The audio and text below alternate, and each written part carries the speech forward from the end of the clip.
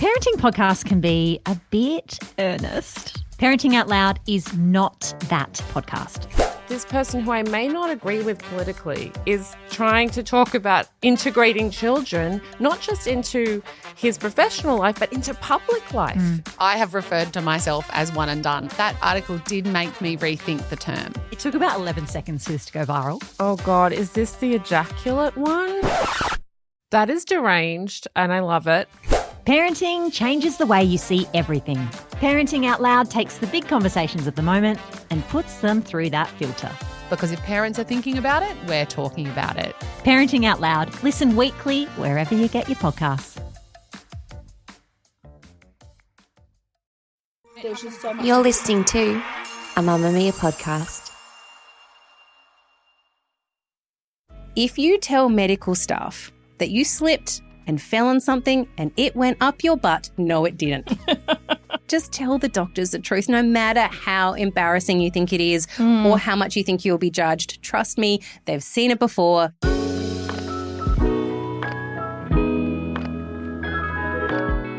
Hi friends, I'm Claire Murphy. Welcome to Well Australian Women. This is your full body health check. I am very invested in today's episode because I am an itchy, scratchy gal. I have had eczema and dermatitis, and when I was very recently given the wrong medication, I broke out in hives from the neck down, which was really awful. And I have been told to blame my Irish ancestry for that. Hi, Mariam. And I'm Dr. Mariam, and I've dealt with eczema on and off my entire life. My biggest trigger is stress. So exams, like med school, I'd always have outbreaks, chaos of balancing home and work, and yes, even having a husband. They are stressful. You shouldn't get one. Yeah. Do not recommend. They're no, I'm just kidding. Responsible for my itchy flare-ups. I'm allergic to my husband. And yet you still kept him.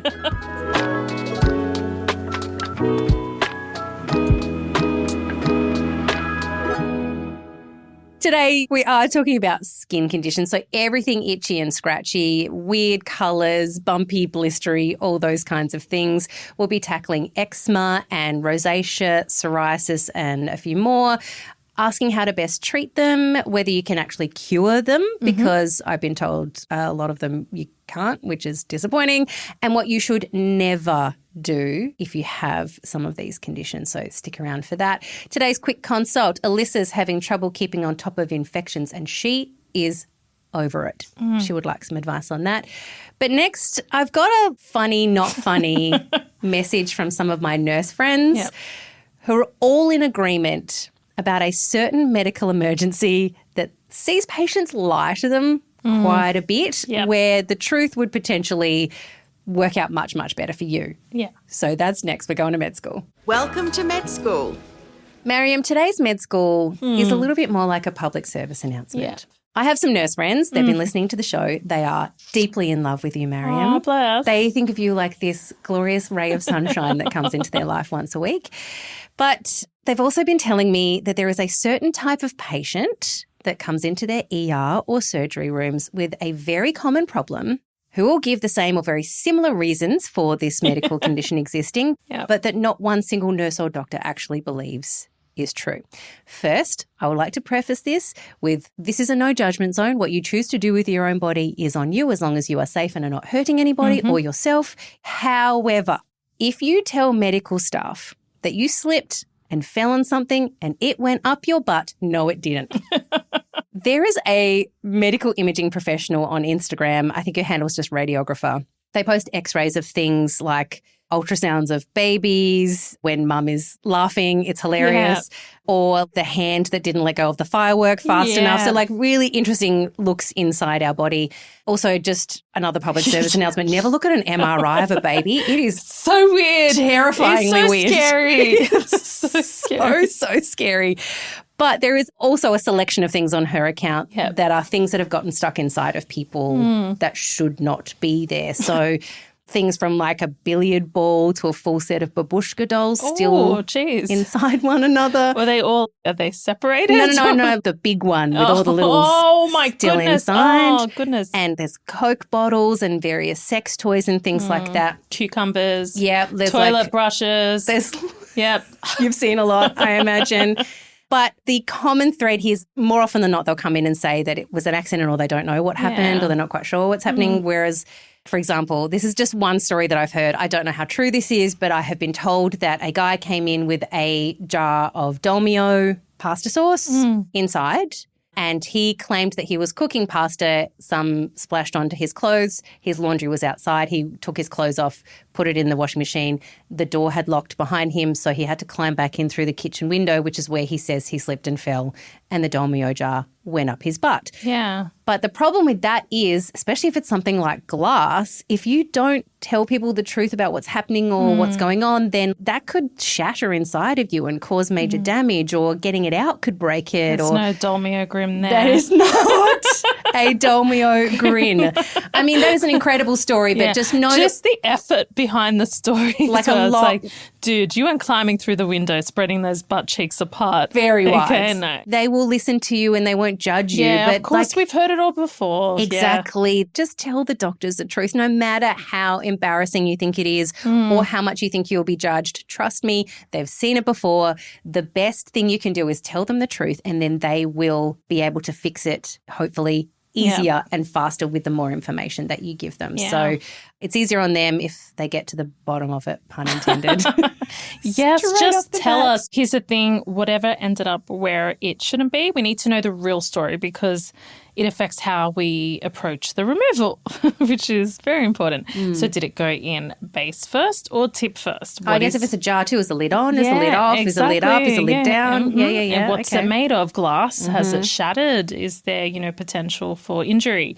How long has it been there? Is there a risk of infection or perforation? These details matter for your safety. So yes, just be honest. Honestly, nothing surprises us anymore. We've seen it all. We've seen worse. Whatever you think is bad, Think of the worst thing ever. Yep. And we've they've seen worse. it. Yep. So to my nurse friends, thank you for listening. Oh, bless your nurse friends. And How thank sweet. you for the PSA. It is checkup time. Today we're talking about skin conditions. So let's get our itchy and scratchy on. It's time for the checkup. So, Mariam, it's red, it's inflamed, it's itchy. It's angry. It's angry. It's hot sometimes. To be honest, I feel like I'm going to struggle having these conversations because whenever we talk feel about like itchy, right? Yeah, I'm just starting to get feel a itchy. Yeah. I have had eczema on and off, had it quite bad when I was a kid, so in the elbows and back of the knees, and then it went away for a long time, and then it came back in my late 20s, early 30s, and at one point I had eczema on one of my nipples. Oh, that's nasty. Which was so horrible because it was painful and itchy, and then in a spot where you're kind of judged if you scratch. Yeah. Yeah, which I feel like we should be more like men in this instance because I see men scratching bits all the time and they feel Well, I think it's seem better to be than uninhibited by it. vulva dermatitis. So yeah, God, like enough of this like walking around just trying to casually like put your elbow up and do a little side itch. Goodness, Like let me scratch my nipple just scratch it in Claire. public, please. But I do know tons of people who seem to grow out of it over time. I'm presuming, Mariam, this is something you see pretty commonly in your clinic. So, yeah, you've just described classic atopic eczema that I see constantly in my clinic. So childhood onset, often in those folds, and the seeming remission that you go through in your teens and early 20s, then bam, it comes back with a vengeance in your late 20s or 30s. And yeah, can we acknowledge how awkward it is when it comes in certain locations? Because nipple eczema is real. It's awful. The skin there is sensitive. And yeah, not being able to itch it is also not fun. But here's what's fascinating about the growing out of it myth. About 60% of kids with eczema do see improvement as they hit their teens, but that doesn't mean it's gone forever, unfortunately. What often happens is life stress, hormonal changes, environmental factors, or even just changes in our skin barrier function as we age can trigger it to resurface. Well, actually, our expert today, Rodney Sinclair, has a theory about the growing out of eczema thing, which is really interesting. We'll get to that later. Awesome. Yeah. And I see this pattern often, patients in their late 20s to 40s coming in saying, I thought I'd grown out of this. So triggers in adulthood are often different too. So work stress, pregnancy is a massive one as well. Well, that's when I got nipple eczema was when I was pregnant. Yeah, it's like pregnancy, the gift that keeps on giving. Moving houses, new skincare products, even seasonal changes we didn't react to when we were kids. So good news is that adult onset recurrence often responds really well to treatment once we get on top of it. And honestly, adults are much more compliant with skincare than kids are. Pinning down a child and forcing cream onto them is not always easy. It's frustrating when it comes back, but no, it's completely normal and very treatable. So definitely see your GP. This is something I've struggled with because I've had dermatitis and I've had eczema. But how do you tell the difference between the two? So brilliant question. It's one that comes up often. It confuses a lot of people and even health professionals. So I hope I make it clear for everyone. So break it down for us dummies, break it down. please. Okay, so here's the key thing to understand. Dermatitis and eczema are often used interchangeably, but there's an important distinction. All eczema is a dermatitis, but not all dermatitis is an eczema. Okay. So dermatitis literally means inflammation of the skin. It's the broader umbrella term for any inflamed, irritated skin. Okay, and there are types of dermatitis. Eczema comes from a Greek word meaning to boil over, and it refers to a specific pattern of chronic itchy dermatitis. So there are several types of dermatitis, and when we talk about eczema, it's something we refer to as an atopic dermatitis. So eczema and atopic dermatitis are the same thing. They're just different names, and that affects about 20% of Aussie kids. Typical pattern, it loves the creases, like we mentioned, inside the elbows, behind the knees, around the neck. In babies, often starts on the face and the scalp. But there are other types of dermatitises as well, like contact dermatitis, for instance. And that's what happens. I get, like if I've been washing my hands too often and not moisturising them. That's right. When your skin reacts to something, it's touch, like gardening. We often see that happen with plants. You get an itchy red rash exactly where the contact occurred. Atopic, and if you're listening to this in South Australia, she means plants. Yeah, plants. Atopic eczema or atopic dermatitis has that intense itch. We call it the itch that rashes and tends to be chronic and recurrent, often runs in families with allergies, asthma and hay fever. So practical takeaway, if it's in those typical creases, persistently itchy and there's a family history of allergies, think atopic dermatitis or eczema. If it's confined to contact areas, think contact dermatitis. Either way, both respond well to proper skincare and the right treatment approach, so see your GP. Can I ask you too, what's the best way to approach your doctor when you think you probably need to go a step further, like if you need to go and see a dermatologist? And we don't mean with like just eczema, it could be dermatitis, psoriasis, rosacea, any of the itchy, scratchy culprits. Yeah, so such a great question. All GPs are going to be your first port of call. Yeah. Honestly, we've got really great experience with skin conditions and we can manage most of them effectively. We just see so much of it. There are even GPs who have done subspecialized training in skin. So they've done like dermatology courses and their bread and butter is like lesions and skin. So they're great to see as well. So always check their bio for that information. But here are red flags that make me think, right, it's time for referral to a specialist. So diagnostic uncertainty, if I'm scratching my head after a few visits. Scratching, pun intended. Yeah. I love it. Yeah, so if I'm unsure, treatments aren't working as expected, that's when I'm going to refer. If you have resistance to treatments, I manage lots of eczema with a lot of my patients. And we'll have treatment changes every couple of weeks. But if we're not getting on top of it and we've tried a few different approaches, then I will refer. If there's a significant impact on your quality of life, like you can't sleep, you're missing work, you're avoiding social situations, that's time to escalate. If it looks suspicious, anything that's changed shape, colour or size or just looks wrong, I will fast track that. And if there's complex cases, like you've got multiple skin conditions, you know, you've got widespread psoriasis or severe rosacea and it's affecting your eyes and multiple things are happening at once, then yeah, a referral would be warranted. Don't feel awkward about asking for a referral if you're concerned. That's another thing too, is that sometimes you just feel a bit weird about, like, No, especially when you're don't. saying to your GP, like, I thank you, but can I go see someone No, with more and experience? that's completely fine. Like if you like, look, I've seen doctors, I've done this journey, I want to see a specialist. Just advocate for yourself. That's really important. Be brave. Ask the question. Yeah, it's fine. It's not going to hurt our feelings. Like we're tough cookies. You're going to cheat on me with your Yeah. dermatologist? Okay. Yeah, it's fine. But just be prepared. There might be a bit of a wait with the referral. So trialing treatment until you see the dermatologist. And there might be a cost attached to that. That's right. On the way, Alyssa is absolutely fed up with downstairs infections. She needs to know how to get on top of them once and for all. But up next, dermatologist Dr. Rodney Sinclair, he's going to run us through the causes and the triggers and the treatment for some of these skin conditions that we've just talked about and find out why your choice of bed cover might be contributing to that itchiness.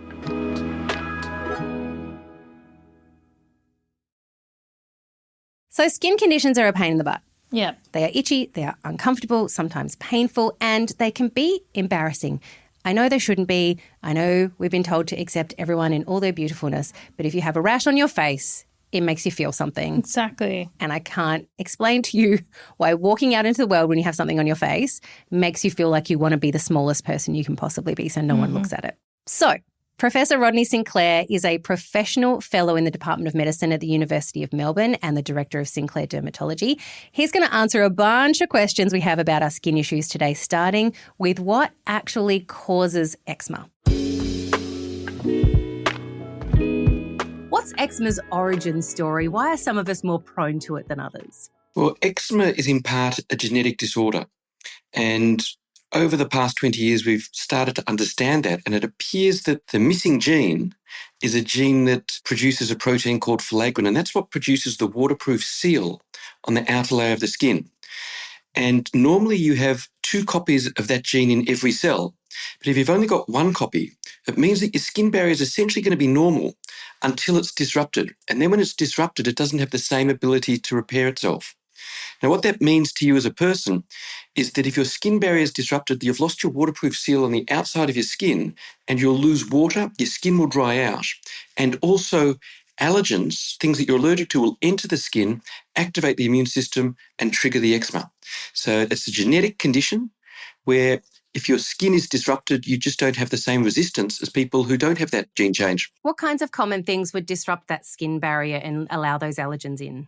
Well, in Australia, the top 3 would be long hot showers, soap, and detergents, and ducted central heating. So the ducted central heating often has low humidity. When I was a kid, room temperature was 18 degrees. These days, people set their thermostat to 21, 22, 25, 26 sometimes. And that's going to take out the humidity in the air. And that's going to be another trigger for water loss from the skin. Soap is a detergent, so it takes out the oils that contribute to that water seal. Just like when you drop that drop of detergent into the greasy fry pan, it disperses the oil. The soaps take the oil off the skin, which is, of course, how we clean our skin. And then the long hot showers also disrupt the water barrier. And the trap is that when you're itchy, the thing that feels better than anything else is a long hot shower. And so it's a bit of a self-perpetuating thing that the itchier you get, the more you want to have a long hot shower, the more you disrupt the skin barrier, the worse your eczema gets. What's the best way to treat flare-ups when they occur? Because sometimes when you go to the chemist, you're faced with a wall of lotions that all claim to be able to help, and some of them generally do, and there's a lot that focus on oatmeal products, for example. So how do we make a decision on what's going to be the best to help treat it for us? So I think we've got to divide the treatment into induction of remission and maintenance of remission. And so what you need to induce the remission is an anti-inflammatory. And they come in all different sizes and strengths. There are some that are available over the counter in the pharmacy, and there are others that are available on prescription, and they need to be site-specific. There are some that are suitable for the arms and legs, but a little bit too strong for the face. So that's where you need the guidance from the doctor and the prescription, but the pharmacist can help you. You've also got to try and re-establish the skin barrier where it's been disrupted. Because if you just reduce the inflammation but your skin barrier is disrupted, more allergens are going to get in, they're going to reactivate the inflammatory system, and you're going to be back to square one. And so ointments, which have a greasy base, ointments look like Vaseline, they're going to be much better vehicles for your topical steroid so that you can help induce the remission in your eczema. One of the problems that we have is people often stop too soon. So just because the rash has gone away visibly, so you can't see it, doesn't mean that it's gone away under the skin. And so when we have someone who's got a patch of eczema, what we would recommend they do is they apply the ointment once a day until it's completely clear, then add another 7 days, and then cut down to maybe every second day for another 2 to 3 weeks, and then maybe even just once a week for 5 or 6 weeks to stop it coming back again. If you stop too soon, you're riding a roller coaster, flare up, treat it, stop, flare up again, treat it, And so you want to get off that roller coaster by going a little bit longer. The second part are the lifestyle changes that stop it coming back again. And that means cutting your showers down to about 5 minutes, having it lukewarm, not really stinging hot, using a gentle soap, or even avoiding soap at all. And when you do use the soap, mainly just focus it on the armpits and groin. You don't need it all over the body. Turn down the thermostat on the ducted central heater. And the other thing you're going to hate me for is get rid of the doona, because the doonas trap the heat under the blanket. And so as soon as you hop into the bed, they're instantly warm, but they don't release the heat. And one of the things that anybody with eczema will tell you is when you get hot, you get itchy. And so a lot of the scratching occurs in the sleep. If you've got eczema and you scratch it, it tends to go away for about 5 minutes, then come back 101% of what it was. So overheating in bed at night, triggering you to scratch in your sleep, is where a lot of the damage is done. And so the best thing is a cotton waffle blanket, and train yourself to sleep a little bit cooler. Take advantage of your body's natural variation in temperature so that you release the heat, you don't build it up at night, and you'll actually end up sleeping much better, because that's one of the reasons why people with eczema wake up so often in the middle of the night, because they get hot, they get itchy, they scratch, and it disrupts their sleep as a consequence of that.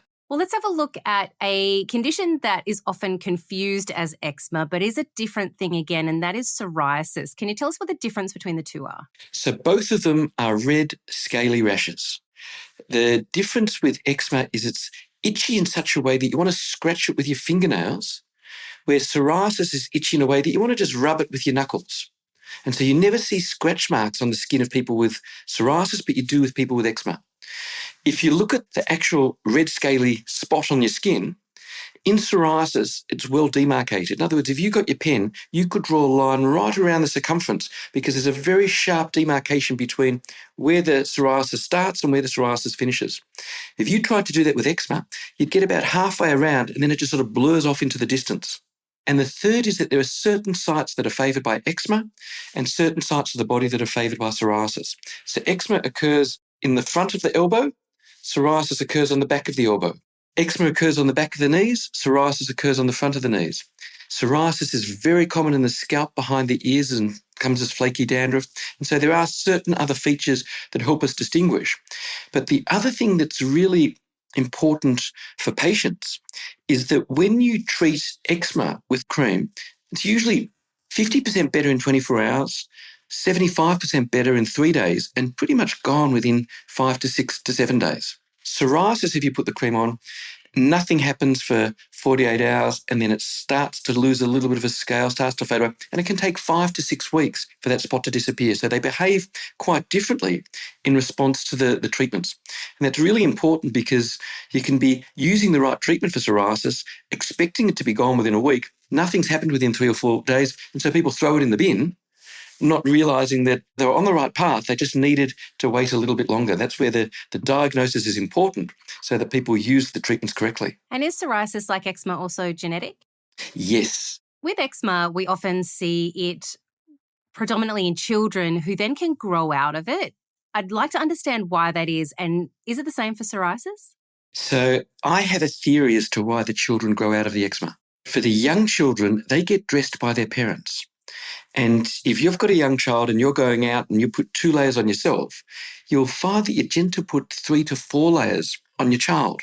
And when they get old enough to take off their jumper when they've been running around and get hot, that's when I think the eczema starts to go away, because this poor child that's got that extra layer or 2 of clothing, they're much more active than you are. And then the other factor is they get hot in bed at night and they throw off their doona. And what does the good parent do? They come back in and they put it back on. And so I think they're some of the reasons why they grow out of it. When they learn to be able to regulate their own temperature much better, then what tends to happen is they grow out of it up until the time they become adolescents. And then they're spending 30 minutes, 40 minutes in the shower, stinging hot, listening to the music, whatever they're doing, and you can't get them out of the shower. And that's then often the trigger for the eczema to come back again. Now, psoriasis is a little bit different in that it does fluctuate a little bit. It's quite common for people to have a plaque of psoriasis, and they'll have 1 or 2 plaques that might go for 6 months, and then it might just go away. It might be clear for 5 or 6 years, and then it might come back again. And it really varies. But the triggers for psoriasis are much less obvious. We have to do a lot more detective work to try and find the triggers so that we can try and find something meaningful that we can modify in their environment to make it go away. But again, with psoriasis, if you treat it and you keep going with that treatment a little bit longer than just making the rash invisible, then you tend to get a much more prolonged, long-lasting remission and tends to stay away much better. I know you've mentioned the treatments for both eczema and psoriasis, and they are similar, but when you're in the throes of that ridiculously itchy moment where you just cannot stand it, I know that I've been told to go into a cool to lukewarm bath, maybe with some oats in it or some other kind of topical treatment that like a pine tar kind of vibe that helps to reduce the itchiness. Would you recommend when you are in that moment where you like literally cannot handle it because you just want to scratch all day long? Absolutely. I think if you're in that state of itch, cool compresses are okay. So if you don't have a bathtub, you might be able to just get a face washer and put that in some cool water and put it on the skin. Similarly, ice cubes can be really good for controlling the itch and cooling it down. And one of the things to remember is that once you've done that, it's really important afterwards to put the moisturiser on your skin.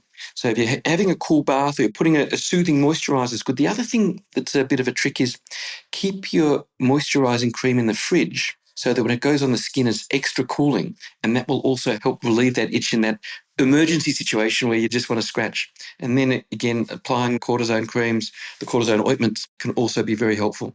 Just finally, I want to touch on rosacea, which might for some people be the most annoying because it tends to impact your face and so it's always on display. But who's the group who are most likely to develop something like rosacea and what's its origin story? So rosacea historically used to be called acne rosacea because it was like an adult form of acne. So just when you think you've grown out of your teenage acne, you come down with these pimples on the face, these red blotches. Nowadays, we realise that the mechanism is quite different to ordinary teenage acne. Now, the rosacea has a number of different types and appearances on the skin. Some people are just red. Some people are just easy blushes, easy flushes. Some people have lots of pimples and spots. They become very spotty on the face. And some people can get some swelling of the skin around the nose or sometimes even the chin. So there's different forms. At the core of it, there's lots that we don't understand, but one of the culprits seems to be a friendly mite that normally lives on our skin harmlessly called Demodex. And when the mite proliferates and becomes overcrowded, overpopulated, then the body's immune system tries to regulate that and in doing so produces some of the inflammation that causes the rosacea. So the common thread in all those types of rosacea seems to be this mite. And probably the common thread with eczema is that the mite loves moisture and heat. And so if you're getting really hot in bed at night, you tend to get flushed in the face. That can be one of the triggers for rosacea. So again, staying cooler in bed at night can be a really important way of reducing the burden of the rosacea. But then there's a number of other treatments. One is a medication. So many of us will be using it for the fleas on our dogs, and you can get it as a tablet, you can get it as a cream, and that seems to be one way of tackling it. The other way we tackle it is with some antibiotics. So you need that course of antibiotic for 6 to 8 weeks. And then we also have a number of other agents. We have topical agents. Even though we changed the name of rosacea away from acne rosacea, for the people who are really struggling with it, one of the highly effective treatments is a medication that we use for teenage acne. The dosages are very different. So for a teenager, they might need 2-3 tablets a day. For someone with rosacea, they might need 1 tablet once a week or once a fortnight, just to sort of ease it and bring it under control. I'm so upset that I'm going to have to cool my bed down because we've talked about sleep before and how protective I am of the environment. I like it to be freezing. Do you still use your water bottles in Yes. summer? Oh, you really? But my hot water bottle, apparently Dr. Sinclair told me was fine because that cools down over the night, whereas your doona seals in the heat and keeps you hot for longer. So do you think the hot water bottle's just to help you get to sleep? I think it's a bit of a dummy for a baby. Yeah. That's what my hot water It's like your comfort, like little blanket. It's part of my routine, and if I don't have it, like in the middle of summer, I find it a lot harder to go to sleep. I'm such a baby. But summer is arrived. We just need to crank up fans now. Keep your skin cool at nighttime. Thank you, Dr. Sinclair. And if you go through our sleep podcast, you'll know how important sleep is for you. So exactly, keeping the room cool Get those fans on. No bras, no undies. No bras, no undies. We're not judging. No doona. Okay, on the way, it is time to answer Alyssa's question about some nasty critters invading her vagina, and she is over it.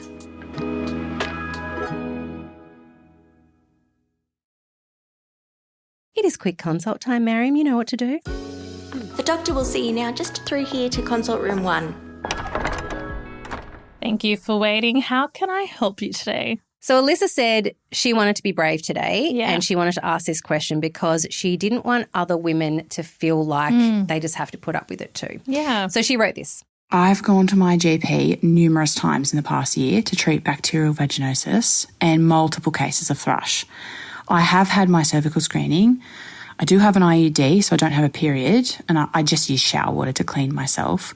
But what else can I be doing to prevent it from happening so frequently? Frustrating cycles, something I see fairly often. You're absolutely doing the right things by seeing your GP and keeping up with your cervical screening. Recurrent BV and thrush can be really annoying. So let's look at what might be going on. First good news is that you're spot on with the water-only cleaning. Soap, even gentle ones, can disrupt that vaginal pH and make things worse. So all those vaginal soaps, please stay clear of them.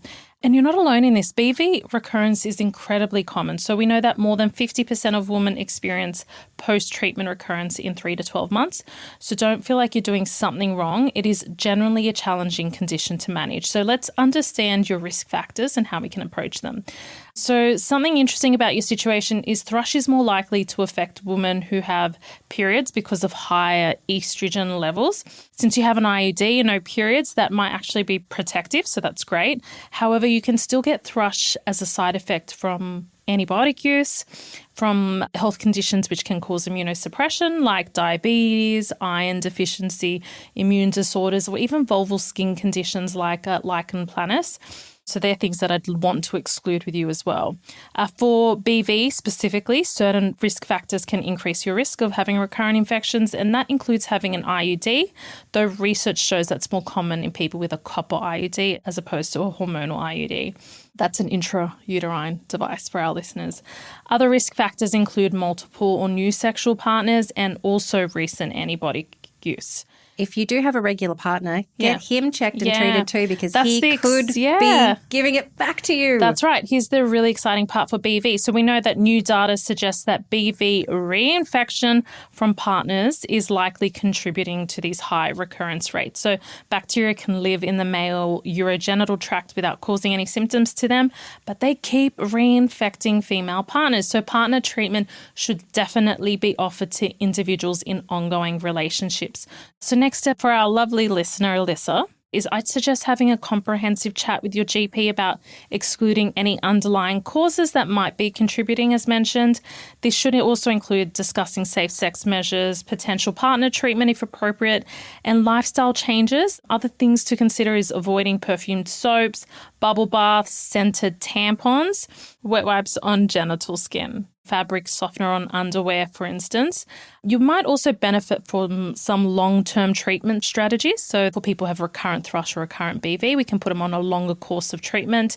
And if needed and we're not able to get on top of it, a specialist referral to a gynae or sexual health specialist should be considered. You've mentioned something there and I would like to get your take on it. Scented tampons. Now, I have seen scented pads and I've seen... Why are we... I mean, I don't know. We're always told that there's a smell that we should be covering up, which, like, honestly, we don't have to. But anyway, I've seen scented tampons. I've seen scented pads. I've also seen pads with probiotics in them, and I've seen mint pads that are supposed to be like refreshing. Like, where do you stand on us taking sanitary items sort of to this next sort of perfumed, injected with other things level? I just think it's not necessary and can also disrupt that vaginal pH barrier, can also contribute to dermatitis and skin conditions. It's not really necessary. Also, there's one that has menthol in it and I feel like that would be burning.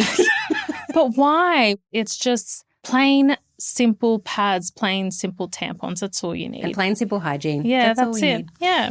If you would like to ask Dr. Mariam a question, there's a few ways you can do it. Send us an email, well@mamamia.com.au. You can hit us up in the DMs on Instagram. I have great chats with people there. Or you can do it anonymously. If you like, there's a link in our show notes to what we call the waiting room. It's an online form, so it takes a couple of extra steps, but it will get your question to us. Thank you to everyone who's been doing so. I've been really enjoying reading everyone's questions. People have such great humour when it comes, and I think this is where us women, when we're talking to each other about our health issues, well, we are so funny. Yeah, we are funny. Like we're like, oh God, here's another one. A reminder though that all of the information you've heard here today is general, including from our lovely Dr. Mariam. Yes, she is a doctor, but she's not your doctor, which is a really important part. So we're not meant to solve all your problems today. We're arming you with information that you can take to your own doctor to try and figure out what your particular issue is. So get yourself an appointment with your own healthcare professionals and sort everything out with them. And before we head off, can we ask you a little bit of a favour? If you rate and review us in your podcast apps, it actually really helps us out. Like it helps us get into other people's ears and fight off these nasty algorithms. Exactly. People want to know about recurrent BV and thrush. So if you wouldn't mind, just go rate and review us in your favourite podcast app. We'll see you here for your appointment next week. We are talking about our relationship with the sun and how sometimes that relationship between sun and skin is out to get us. So we will be talking about that. We'll catch you then. Bye-bye. Okay, friends, let's be honest. It's been a bit of a year. Like you're tired, we're tired, we understand. We've covered a lot of ground. We understand a bit more about ourselves, which is great. But we are heading right into Christmas and I'm sure you cannot wait for the break. But we wanted to look ahead a little longer to 2026 and give you something to look forward to. We are giving away the ultimate cruise holiday for two in an ocean view room. The best part is the winner can pick any Royal Caribbean cruise destination in Australia, New Zealand, or the South Pacific in 2026. Choose your own adventure. If you want to be in the running to win, all you have to do is become a Mamma Mia subscriber. There's a link to do that in our show notes. And if you are already a subscriber, A, thank you, B, you're a legend, and C, do not lift a finger because seriously, you're automatically in the draw. You don't have to do a damn thing. But good luck. Hopefully we'll see you aboard in 2026. Well is produced by me, Claire Murphy, and our senior producer, Sally Best, with audio production by Scott Stronach, video production by Julian Rosario, and social production by Ellie Moore.